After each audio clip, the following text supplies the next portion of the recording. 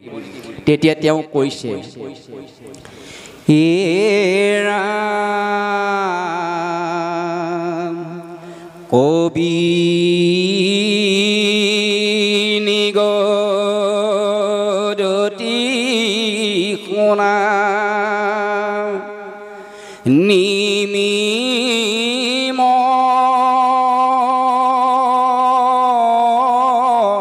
হায়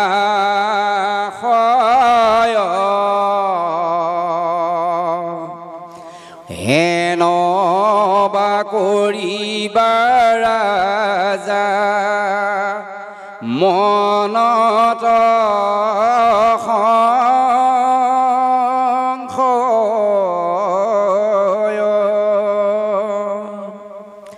হে ৰাম যিটো মহাযোগী সদা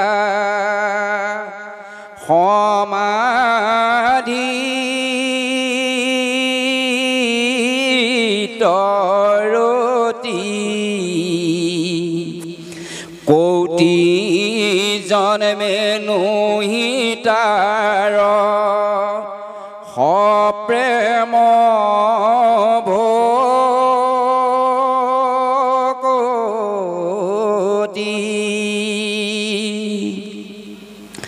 এৰা মুখ্যটো অধিক তাক কহে বেদগণে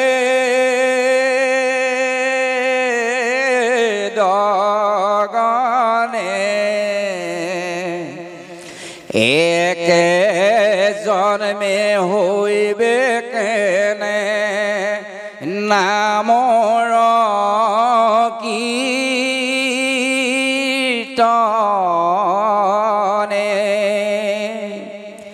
ৰজাৰ সংশয়ত কবি নামৰ সিদ্ধজনে পুনৰ উত্তৰ দিবলৈ আৰম্ভ কৰিছে, হে ৰাজন তোমাৰ যদি মনলৈ এইটো সংশয় আছে মহা যোগীসকলে সমাধত ৰতি হৈও গতি পোৱা নাই, কৌটি জন্ম লাভ কৰিব মানে কৌটি জন্মটো পোৱা নাই, তেনেকুৱা এটা নাম উচ্চাৰণ কৰাৰ লগে লগে ই যে সাধিব এইটোত মোৰ সংশয় আছে। যে সংশয় বুলি ভাবিছা নেকি? এক নামে কৰিব পাৰিব নোৱাৰে, কাৰণ মুখ্যটো অধিকতাক কহে বেদগণে। বেদই কৈছে সপ্ৰেম ভকতিটো হৈছে শ্ৰেষ্ঠ, তে ভকতি কৰিবলৈ কৈছে। যে ঈশ্বৰ ভকতি কৰিলেই সমস্ত কল্যাণ সাধিব পাৰিব জানো,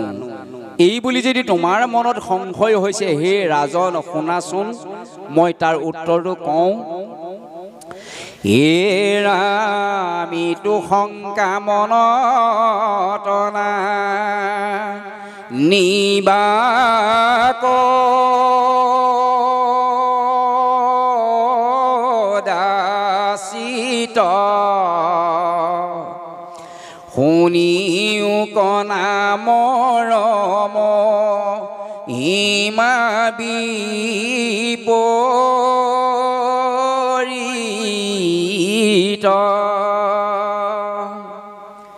ইটো হৰি নাম ধৰ্ম মহাগুজ্যতম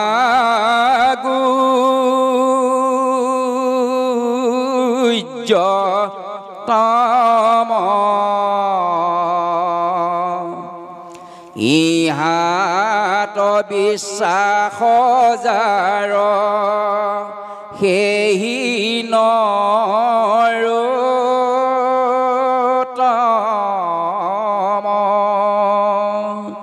হে নিমিৰাজন তুমি শংকা নকৰিবা, কিয়নো ই শুনিওক নামৰ মহিমা বিপৰীত। এই কৃষ্ণ নামৰ মহিমা ইমান বিপৰীত। শুনাচোন, ইটো হৰি নাম ধৰ্ম মহাগুজ্যতম ইহাত বিশ্বাস যাৰ সেহি নৰোত্তম। এই মহান নাম ধৰ্মটোৰ মুখ্য,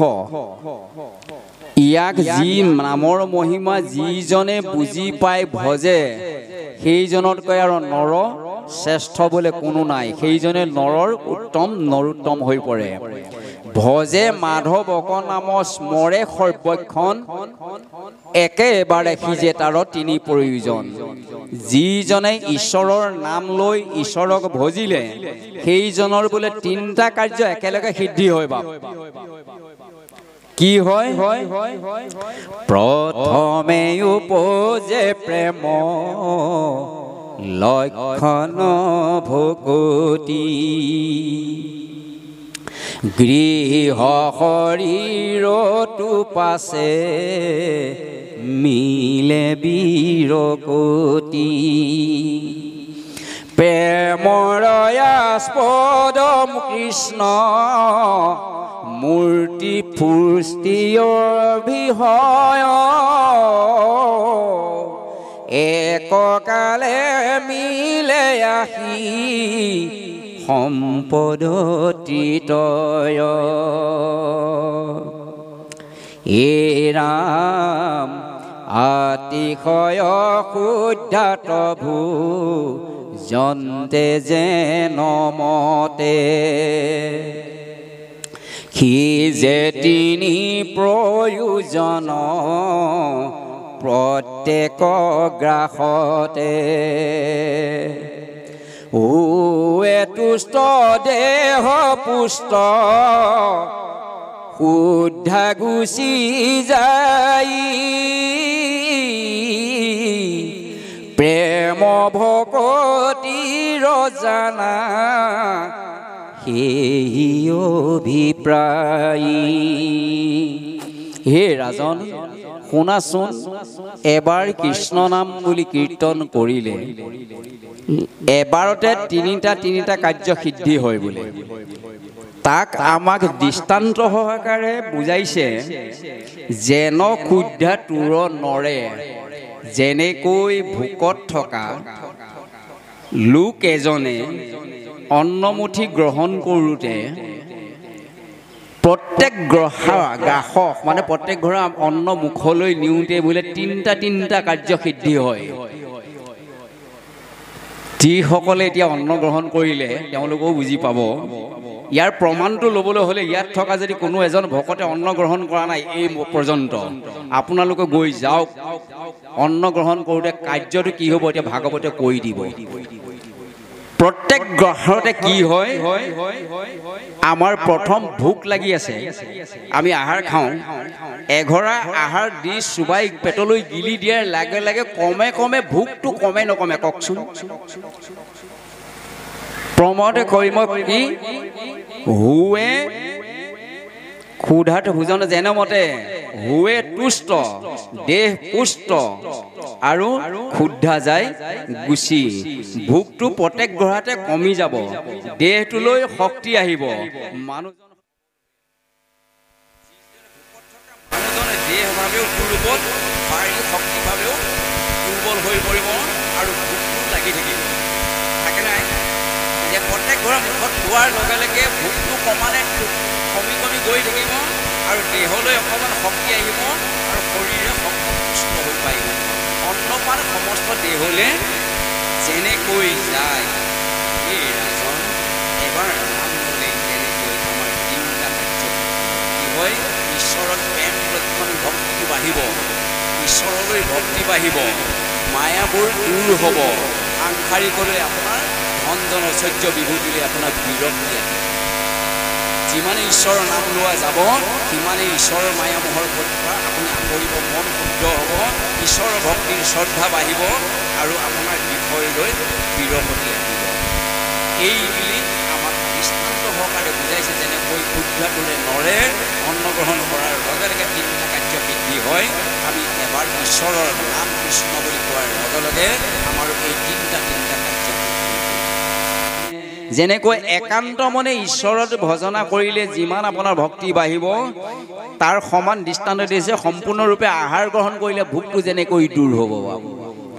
সম্পূৰ্ণৰূপে আহাৰ গ্ৰহণ কৰিলে যেনেকৈ ভোক দূৰ গুচি যাব আপুনি একান্ত মনে যদি ঈশ্বৰৰ ভক্তি কৰে তেতিয়াহ'লে ক্ষুধা দূৰ হোৱা দি বাকী আমাৰ মায়াৰ এই সংসাৰৰ এইবোৰো ভাবো দূৰ হৈ গুচি যাব হে ৰাম প্ৰেম ভাৱে হিমতে একান্তে ভজন্তে পৰম প্ৰসাদ পাৱ পাৱে মাধৱ হন্তে ও বিৰকতি ভকতি চৰম জ্ঞান উপজে ভকতে পাৱে আপুনি প্ৰমাণ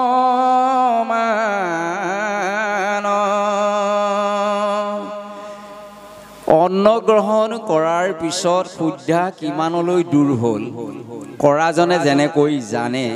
ঠিক তেনেনে একান্ত ভক্তি কৰা লোকজনেও ঈশ্বৰৰ পৰা কেনেকুৱা আশীৰ্বাদ পাইছে সিও বোলে তেনেকৈ গম পাই যাব আপোনাৰ একান্ত পূৰ্ণ ভক্তি হলে ঈশ্বৰৰ কৃপা কেনেকৈ পাইছে কৃষ্ণ ৰাম বেদ শিৰো ৰত্নে কহে ইহাক সম্প্ৰতি কৈলো ভাগৱত ধৰ্ম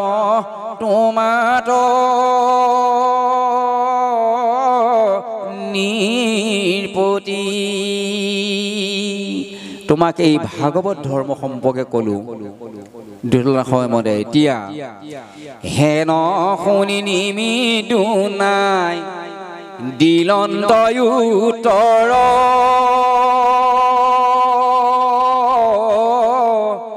ও কহি উলক্ষণয়াবে মহাভকতৰ পুনৰ আকৌ নিমি ৰজাৰ প্ৰশ্ন হ'ল যে বাৰু এতিয়ালৈকে মই ভাগৱত ধৰ্ম সম্পৰ্কেও জানিলোঁ ঈশ্বৰৰ নামৰ সম্পৰ্কেও জানিলোঁ কিন্তু ভকতৰ লক্ষণ ভকত কেনেকুৱা হ'ব লাগিব সেই ভকতৰ লক্ষণৰ বিষয়ে অকণমান কওকচোন ভকতৰ কোন ধৰ্ম কিবা প্ৰৱৰ্তন ও কোনোবা স্বভাৱে ভক্তে কি বোলে বচন বোলে ভকতৰ লক্ষণ কি ভকতে কি বাক্য কয় আৰু ভকতে কেনেধৰণে চলা ফুৰা কৰে প্ৰৱৰ্তৰি থাকে হে ৰাম জানিবা কচাওঁ চিন মহাভকতৰ ও শুনি হবি সিদ্ধে দিলা তাহানয়ুতৰ এতিয়া সেই প্ৰশ্নটোৰ উত্তৰ কবি নামৰ সিদ্ধজনে পুনৰ দিবলৈ আৰম্ভ কৰিছে আৰু কৃষ্ণ ও শুনি হবি সিদ্ধে দিলা হৰি কমনত স্মৰি বুলন্দ ৰাজাক ও ভকতৰ জীৱা ধৰ্ম শুনা কহুতাক জয় জয়তে ভকতৰ লক্ষণটো ক'বলৈ আৰম্ভ কৰি কৈছে হে ৰাজন শুনাচোন ভকতৰ জীৱা ধৰ্ম শুনা কহো তাক যে ভকতৰ লক্ষণটো কওঁ শুনাচোন কি বুলি ক'লে ঈশ্বৰত দেখে যিটো সমস্ত প্ৰাণী সমস্তটো দেখে ঈশ্বৰৰ মূৰ্তি সমস্ত নিজৰ দেহতে আত্মা আছে এই উপলব্ধিও আছে আৰু সমস্ত প্ৰাণীৰ দেহটো যে আত্মাৰ সেই একে ভগৱন্ত আছে এই ভাৱ যিটো যিজনৰ আহিব সেই বোলে পৰম ভকত ঈশ্বৰত নিজকো দেখিব লাগিব আৰু সমস্ত জীৱটো বোলে ঈশ্বৰক দেখিব লাগিব তাৰমানে আত্মাৰূপী ভগৱন্ত সমস্তৰে জীৱত আছে এই ভাৱনাটো প্ৰথম ভকতৰ আহিব লাগিব